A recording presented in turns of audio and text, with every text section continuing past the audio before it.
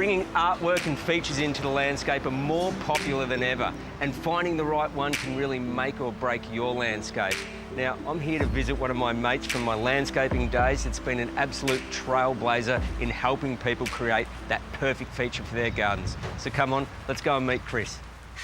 My name's Chris Vassallo. I have created Lump Sculpture Studio. It's a kind of a place where we can create amazing sculptures for outdoor applications. We get a lot of our work through designers, residential and also commercial ventures. Our sculptures are quite modern, so they're not figurative in any way. We like to take botanical themes and transpose that theme into sheet metal work that we can add to people's backyards. G'day, Anthony. How you going, mate? Yeah, very good. Welcome to the studio. I tell you what, mate, it's looking awesome in here.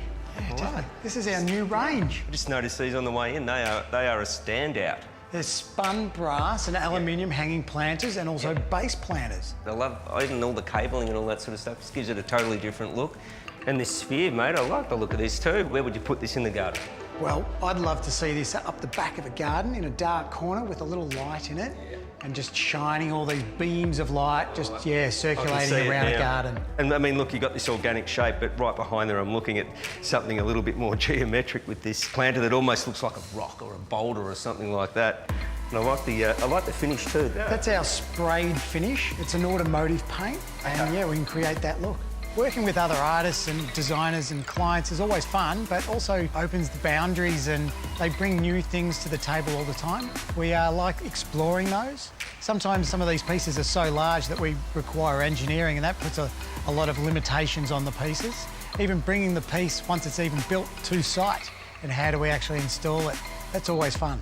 Chris, what about the screens? There's so much use for screens in landscapes, but these ones are pretty cool. And is there a reason why we've got these on rollers here? Or? Oh, definitely. We love our screens, and especially on rollers, you can just move them around. So you can have them at the end of your pergola, and you can open up your outdoor space, or you can close them off and make them a bit more private.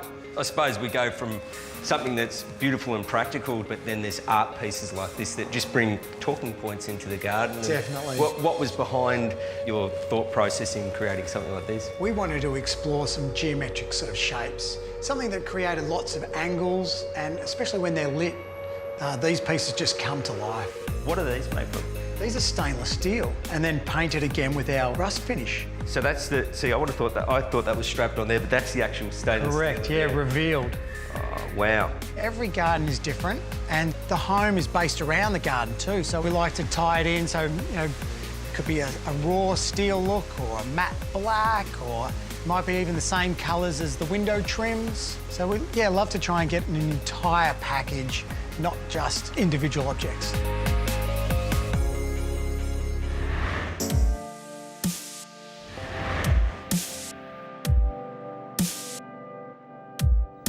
Our sort of pieces, they are the hero. It might be something that draws your attention to a certain aspect of the garden. Sometimes it's a vista, so you could be looking from the front door as it opens, look through the home and out to the backyard.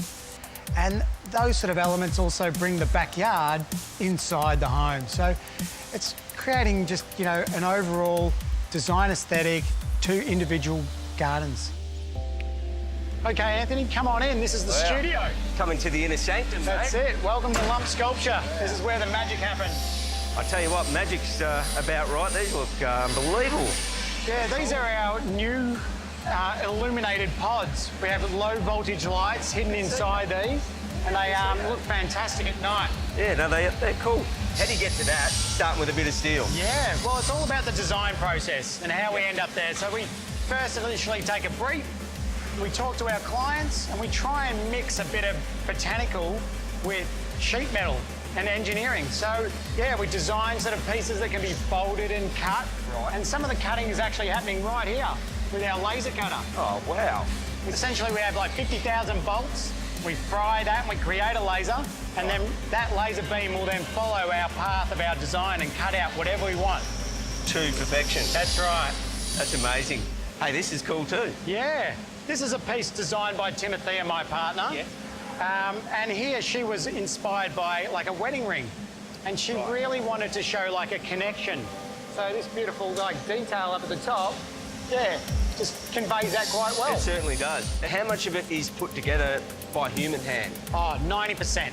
Right. So it's drawn by hand at the start, then put onto a computer, and then sent down and then cut by these machines. But after that, it's really about how we weld it and fabricate it and the finishing details. So we've got another piece here that's been fully, welded and sanded, and it has this amazing sort of texture. This is Core 10, the material. Yeah, right. What is it about Core 10 that's different to using normal steel?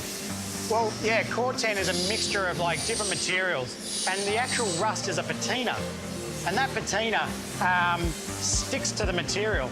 So whereas like normal mild steel will sort of rust and then flake off and then rust again, and so it deteriorates. Yep. But this is just amazing. It sticks, protects the parent material, and it will last outdoors forever. See, who would ever think that rust would become the protective coating? That's right. And it looks unreal too. Yeah. So they make bridges, shipping containers for this sort of stuff, and yeah, it's just built to last. It's a definite challenge using some of these maths to create these objects, especially using repetition of objects. If you slightly get the first one out of kilter, it'll quickly compound and the whole sculpture will be quite wrong. So we never get the first one right. A lot of experimental sort of stuff, prototyping to come to these final products. Chris, I love this finish, mate. Is that, and all these other samples here, I mean, there must be a lot to consider from colour through to the design itself. Oh, definitely. Yeah, we want all of our pieces to be individual. We love creating new stuff all the time, so we're always coming up with new things. We go over the plans, look over them, see how they all work, see the design. Is it a square? Is it a round sort of garden? And then we start creating pieces that suit that environment. So what inspires you, Chris, to go and create something like this, and what can it do for a backyard? Well, yeah, it's all about the hero sometimes.